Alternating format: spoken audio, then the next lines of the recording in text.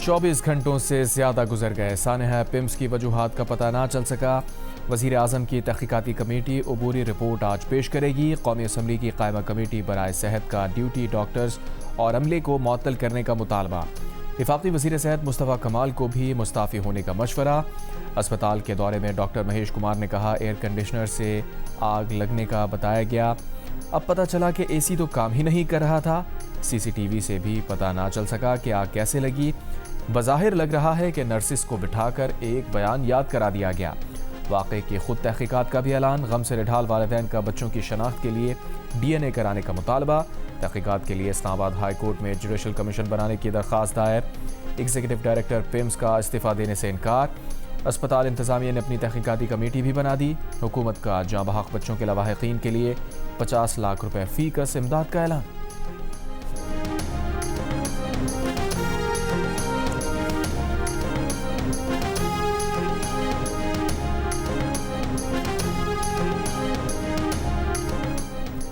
پیمز اسپتال کے دورے میں پتہ چلا کہ نرسری میں 15 نہیں بلکہ 40 سے 50 بچے موجود تھے۔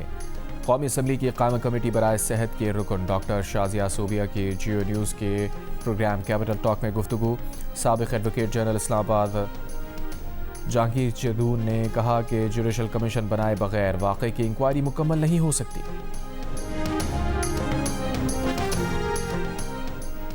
وزیر صحت مصطفیٰ کمال نے اپنے استعفے کے متعلق سوال کی تردید نہیں کی۔ پروگرام کیپٹل ٹاک میں میزبان حامد میر نے مصطفیٰ کمال سے سوال کیا کہ آپ نے وزیر اعظم کو اپنے ہاتھ سے لکھا استعفیٰ بھجوایا مگر وزیر اعظم نے استعفیٰ قبول نہیں کیا۔ مصطفیٰ کمال نے میزبان حامد میر کے اس سوال کی تردید نہیں کی اور کہا جب آپ کو معلوم ہے تو آپ مجھ سے کیوں پوچھ رہے ہیں۔ میزبان حامد میر نے کہا یعنی وزیر اعظم سے پوچھنا چاہیے۔ اس پر مصطفیٰ کمال نے کہا جہاں سے آپ کو معلوم ہوا ہے وہیں سے پوچھیں۔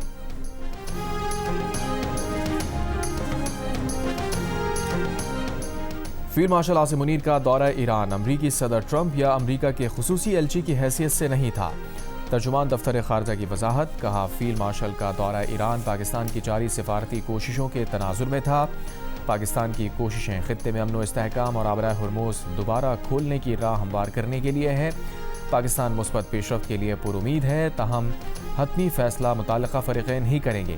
ایک سوال پر کہا کہ پاکستان بین الاقوامی قوانین اور ایران کے ساتھ اپنے دو طرفہ تجارتی معاہدوں کی پاسداری کر رہا ہے، چنانچہ یہ باہمی تجارت ہماری ذمہ داریوں کے عین مطابق ہے۔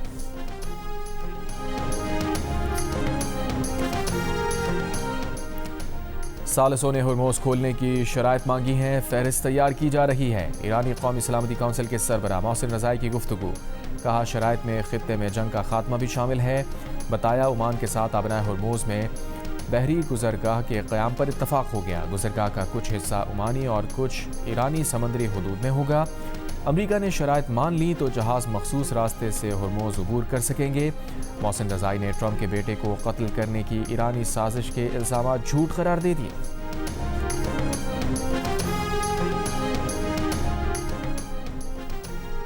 امریکہ نے ایران سے مذاکرات کی تردید کر دی۔ White house press secretary Caroline لیوٹ نے کہا فی الحال امریکہ اور ایران کے درمیان کوئی بات چیت نہیں ہو رہی۔ یہ صورتحال اس وقت تک رہے گی جب تک صدر ٹرمپ کو یہ نہ لگے کہ ایران بامانی مذاکرات کے لیے تیار ہے۔ کیرولائن لیوٹ نے کہا کہ ایرانی فوج کو تباہ کرنے کے لیے آپریشن ایپک فیوری کیا تھا، اب ایرانی معیشت تباہ کرنے کے لیے کارروائی کو آپریشن اکنامک آؤٹ کاسٹ کا نام دیا گیا ہے۔ صدر نے تمام آپشنز کھلے رکھے ہوئے ہیں۔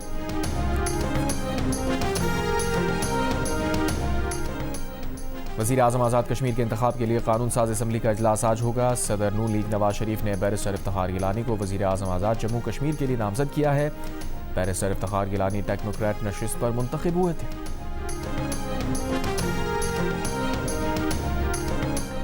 پشاور کے نواحی علاقے میرا کچوڑی میں کارروائی، 4 دہشت گرد ہلاک۔ سی ٹی ڈی کے مطابق ہلاک دہشت گردوں کے قبضے سے 3 کلاشنکوف پستول ہینڈ گرینیڈ برآمد ہوا۔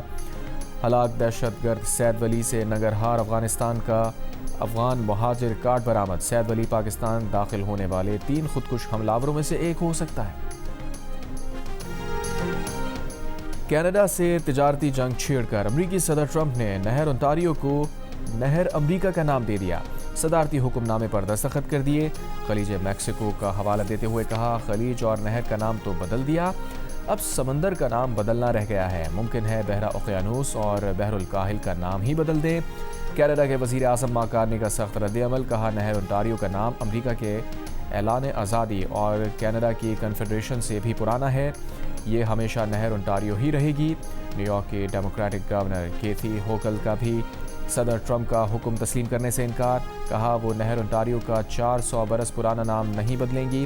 امریکی ریاست ورمونٹ کے ریپبلکن گورنر فل اسکاٹ نے بھی صدر ٹرمپ کا اقدام حقیر اور مایوس کن قرار دیا۔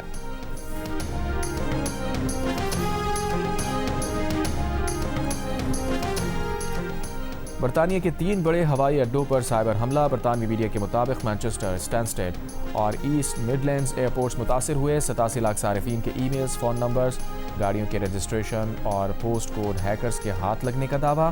کار پارکنگ، لاؤنج اور فاسٹ ٹریک بکنگز کا ڈیٹا بھی متاثر ہوا۔ ایئرپورٹس کے وائی فائی صارفین کا ڈیٹا بھی ہیک ہوا۔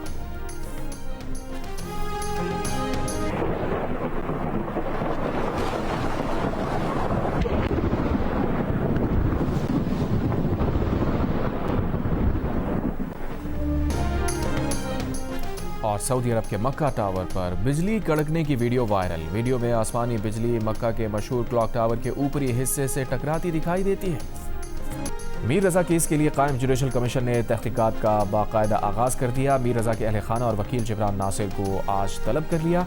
کمیشن نے سندھ حکومت کے فوکل پرسن کو بھی نوٹس جاری کر دیا۔ کمیشن کے سربراہ سندھ ہائی کورٹ کے جسٹس عمر سیال ہیں۔ ملتان میں شوہر نے فائرنگ کر کے بیوی کو قتل اور ساس کو زخمی کر دیا۔ سی پی او ملتان صادق علی ڈوگر نے ملزم کو جلد گرفتار کرنے کا دعویٰ کر دیا۔ پروگرام آج شاہ زیب خانزادہ کے ساتھ میں بات کرتے ہوئے انہوں نے کہا ملزم راولپنڈی کا رہنے والا ہے، جسے اس کے باپ نے بھی آق کیا ہوا ہے۔ کوئی ایک ٹھکانہ نہ ہونے کی وجہ سے مسائل آ رہے ہیں، لیکن ملزم واردات کے بعد جہاں گیا ان ٹھکانوں کے بارے میں پولیس کو پتہ ہے، جلد گرفتار کر لیں گے۔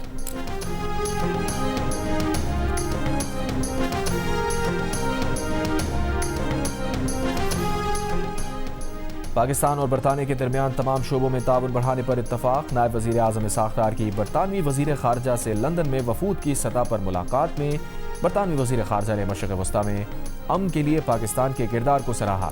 ملاقات میں سنتاس معاہدے اور خطے کی سیکیورٹی صورتحال پر بھی تبادلہ خیال۔ اسحاق ڈار نے کہا بھارت کی جانب سے بین الاقوامی ذمہ داریوں کی مسلسل خلاف ورزی قابل تشویش ہے۔ اسحاق ڈار کا افغانستان سے پاکستان کو لاحق دہشت گردی کے خطرات پر اظہار تشویش۔ نائب وزیر اعظم اسحاق ڈار کی لندن میں برطانوی قومی سلامتی کے مشیر جوناتھن پاول سے ملاقات۔ اسحاق ڈار نے کہا کشیدگی میں کمی اور قابل قبول حل کے لیے پاکستان کی مسلسل سفارتی کوششیں جاری ہیں۔ اور پکسل انٹرٹینمنٹ اور ریڈ شوز پروڈکشن کے ساتھ جیو ٹیلی ویژن کے اشتراک سے پیش کیا جانے والا منفرد ریالٹی شو ریپ آئیکن اپنے اختتام کی جانب بڑھ رہا ہے۔ ایک نام اس ایپیسوڈ میں ساتھ چھوڑ کر جانے والا ہے۔ جاننے کے لیے دیکھیے ریپ آئیکن پاکستان جمعے کی رات 10 بجے صرف جیو پر۔